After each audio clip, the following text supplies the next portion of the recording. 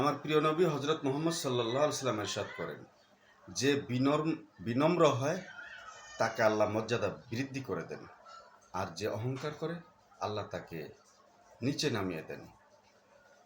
সহিহ হাদিস, সুনানে আহমদ 6662 নম্বর হাদিস। তো সুতরাং ভাই, আমরা কাজে কর্মে, মানুষের সাথে চলাফেরায়, কথাবার্তিতে, আচার আচরণে বিনম্র অর্থাৎ নম্র স্বভাবের হব। মানুষ যেন আমাদেরকে এমন কোনো কটু কথা, বা মানুষের সাথে আমরা যেন এমন কোনো কটু কথা, কটু আচরণ, খারাপ ব্যবহার আমরা না করি মানুষের সাথে।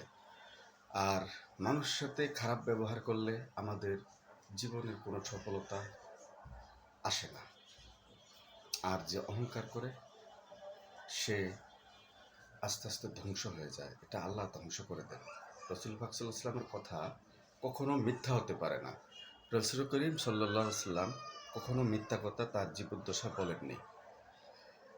আর যে হাদিসগুলি, সহিহ হাদিসগুলি বিভিন্ন কিতাবে, সিয়াসিত্তার কিতাবে বর্ণনা করা আছে, অবশ্যই রাসূল পাক সাল্লাল্লাহু আলাইহি ওয়াসাল্লামের কথাগুলি সত্য এবং তিনি সত্য নবী।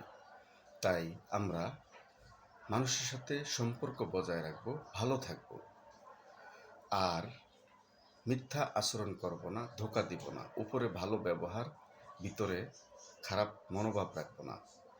যেটা করব ভালো ব্যবহার, সেটা আল্লাহর সন্তুষ্টি, আল্লাহর হাবিবের ভালোবাসার কারণে করব, রাসূল পাক সাল্লাল্লাহু আলাইহি ওয়াসাল্লামের ভালোবাসার কারণে করব, এবং সে থেকে আমাদের সব কিছুতে পরিপূর্ণতা আসবে।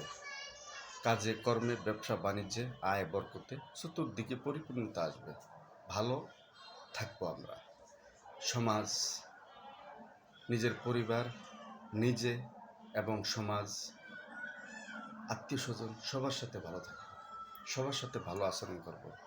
আমাদের অনেক ভাইরা অনেক ভিডিও দেন যে অন্যের সাথে সুসম্পর্ক করতে গিয়ে যদি সে ধোঁকা দেয় তাহলে তার সাথে আর সুসম্পর্ক রাখা যায়। আরে ভাই, আপনি মানুষ, আরেকজন মানুষ আপনার ক্ষতি করবেই, কিন্তু তার সাথে সুসম্পর্ক, ভালো ব্যবহার দিয়ে তো আপনার সেই ক্ষতিটাকে দূর করবেন, এবং আল্লাহ আপনার সেই ভালো ব্যবহারের কারণে তো তার ক্ষতি থেকে আপনাকে হেফাজত করবেন। এটাই তো নিয়ম। এবং আমি মুসলমান হিসেবে আমি তো এইটাই করব, কিন্তু তার থেকে একেবারে দূরে সরে যাব, সেটাকে বলা হয় আত্মীয়তার সম্পর্ক ছিন্নকারী। আত্মীয় সবাই যে একরকম হবে বা সবাই যে ভালো হবে এটা নয়, আপনি যে সবার কাছে ভালো হবেন সেটাও নয়। সুতরাং ভালো মন্দ নিয়েই আমাদেরকে বেঁচে থাকতে হবে, ভালো মন্দ নিয়েই আমাদের সবার সাথে সম্পর্ক বজায় রাখতে হবে, সবার সাথে ভালো ব্যবহার করতে হবে। আর এই অবস্থাতে কিছু মানুষ আছে, কিছু অর্থ সম্পদ, টাকা পয়সা হলে অহংকার বেড়ে যায়, গর্ব বেড়ে যায়। এই গর্ব অহংকার করা থেকে সম্পূর্ণ বিরত থাকব, কারণ যিনি আপনাকে এই সম্পদ দিয়েছেন তিনি তো গর্ব করা, অহংকার করা পছন্দ করেন না। সুতরাং আপনি যে অহংকার করেন, অহংকার করি আমরা, অর্থ সম্পদের বড়াই করি, টাকা পয়সার অহংকার করি, মানুষকে মানুষ হিসাবে মূল্যায়ন দেয় না, এটা তো যিনি আপনাকে দিয়েছেন অর্থ তিনি নিতে কতক্ষণ। তাই যত টাকা হোক, যত পয়সা হোক, যত অর্থ সম্পত্তি হোক না কেন, আমরা মানুষের সাথে অহংকার করব না, অহংকারপূর্ণ আচরণ করব না। কারণ আল্লাহ রাব্বুল আলামিন অহংকারপূর্ণ আচরণকারীকে কখনো কোনো দিন পছন্দ করেন না, তাকে আস্তে আস্তে ডাউন করে দেন। তাই আল্লাহ রাব্বুল আলামিনের হুকুম আহকাম মেনে আমরা দুনিয়াতে চলব এবং অহংকার থেকে দূরে থাকব। আমরা বিনম্র হব, আমরা নম্রভাবে মানুষের সাথে আচার আচরণ করব। এটা রাসূল পাক সাল্লাল্লাহু আলাইহি ওয়াসাল্লামের হাদিস, এবং সেই হাদিসটি সত্য, আমরা সেভাবে কাজ করব। আল্লাহ রাব্বুল আলামিন আমাদের দুনিয়া ও আখিরাত ভালো রাখুন, সুন্দর রাখুন, এবং আমাদের আখিরাত ও দুনিয়ায় আমাদেরকে সফলতা দান করুন।